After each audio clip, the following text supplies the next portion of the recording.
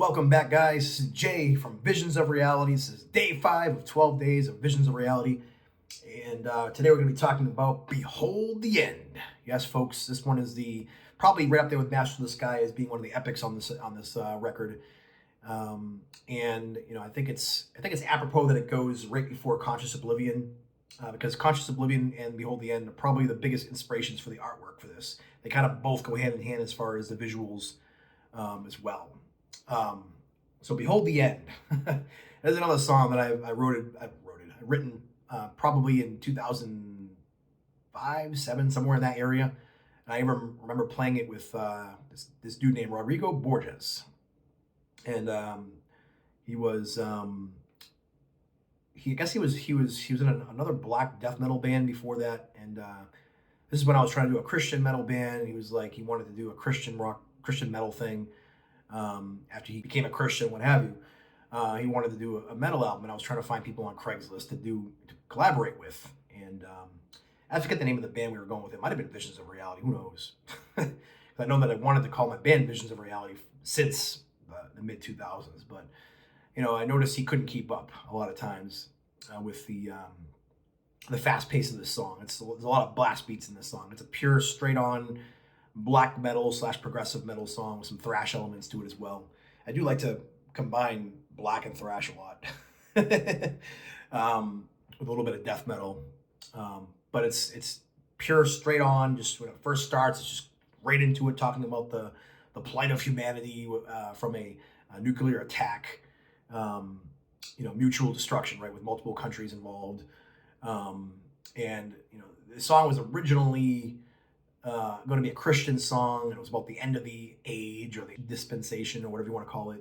Kind of like it was always going to be about the end of some kind of phase of humanity. But back then it was more like behold the end of the age before like the tribulation and the Antichrist and stuff like that. All those Christian biblical concepts. But I had never written any lyrics for it. So I didn't write the lyrics to this until recently, probably the past 2-3 months. But what I thought of, I want to keep the song title the same, because a lot of times I'll write songs, come up with a title, but no lyrics, because lyrics are for me the hardest thing to do. And I will admit that I used ChatGPT and other AI platforms to help me come up with the lyrics, including this song. I would give it my ideas of what I wanted, and it would come back, and I would tweak a lot of it. I wouldn't keep it word for word, but there's some parts of the song that were that I kept, like under alien stars. I mean, that's a brilliant. Thank you, ChatGPT. It's a brilliant line. But a lot of stuff in this song that was straight out of ChatGPT, but took my ideas and implemented them properly, scarily properly sometimes. But nonetheless, I had to make some changes. But this song is all about. I had to. As I was typing this up, I was like, I want to use something about the end of something, and then the idea popped into my mind about another Rancher book concept, right? So far we have the 4th song on the record, and we already have. Pretty much every single song is either going to be inspired directly or indirectly by A Course in Miracles and the Urantia book. This was straight up Urantia book, just like the first song, Master of the Sky, and it's about the concept of what would happen if the Earth was going to be subject to some kind of civilization-ending catastrophe, like mutual destruction through nuclear war. Would be an example, and that's what I use for the song. And what would happen in that situation? Would we be just kind of left to our own devices, and humanity would be destroyed, Earth is no longer habitable, or would some being or beings intervene on our behalf? And the Urantia book talks about the celestial beings witnessing such an event would not let the entire race destroy itself. They would come in at some point and take the salvable population of that world and dematerialize them through whatever advanced devices they have, and bring us to another world. This is some Star Trek like stuff, huh? Kind of like the Lost Hope book I'm listening to right now with it's like on Audible right now. It's one of the by Una McCormack about the Romulan star going through a supernova, and all of the world is being destroyed, and the Federation comes in to try to save them, even though they're enemies. So anyways, interesting book. I'm not quite done with it yet, but it's kind of the same concept, right? They're trying to save them and bring them to other planets that are either already like M-class planets, or whatever, or they could be terraformed to support life.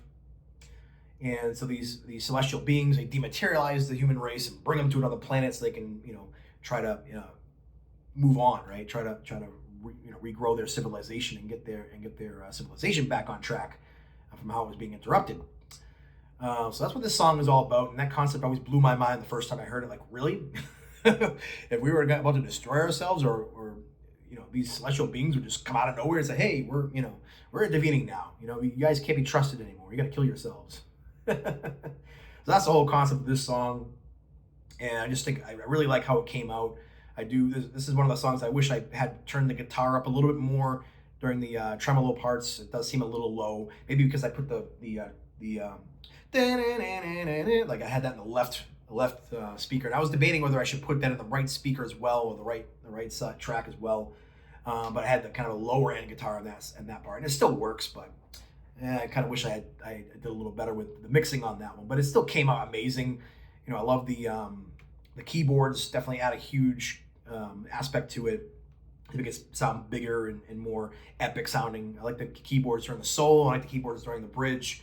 They're the thrashy part, with the keyboards going dun, dun, dun, kind of give an epic kind of sound to it. And just the middle bridge as well with the lyrics, it just sounds so epic. I mean, I'm really proud of the way this song came out. I love the keyboard part. That's kind of ascending and descending during the last kind of like transition bridge, if you want to call it that, or transition riff between the verse and the chorus. And then how it goes to right before it goes right back into the beginning of the final chorus. And it's another example of the lyrics being different than the last chorus and being more hopeful sounding, because the first half of the song is pretty bleak and pretty terrible sounding, right? But then we get saved, we get brought to another planet, and we get to rebuild our civilization under alien stars. And then the last line is beyond the end. And then it breaks into an amazing sounding like thunderclap, and then the solo kicks in. And that's the one part of the song that, I really feel was inspired by God on some metaphysical level or something like that, because I get goosebumps whenever I hear the solo. I get that feeling, I get the same feeling that I get on some songs that I can't explain. It almost brings tears to my eyes, just hearing the way it came out, the way it worked. And it's like sometimes I think to myself, I can't believe I wrote this. It's like I can't take full credit for it. I was given some kind of inspiration for this song, and I hope it blesses people. I hope it gives people the same emotions it gives me, of just the concept itself, and then the music behind it. So that's Behold the End. Hopefully that one and Master of the Sky, I think, are probably the top two songs. And if I was going to do any kind of, which I might do, depending on how much it costs, any kind of visualizer with some graphics and some, maybe some video clips of the events occurring during this, I think it would be epic. I really do. And for that, I would probably do a remixed, at least the guitar parts anyways, to make it mix better for the video. But anyways, that's Behold the End. Thanks for watching. God bless.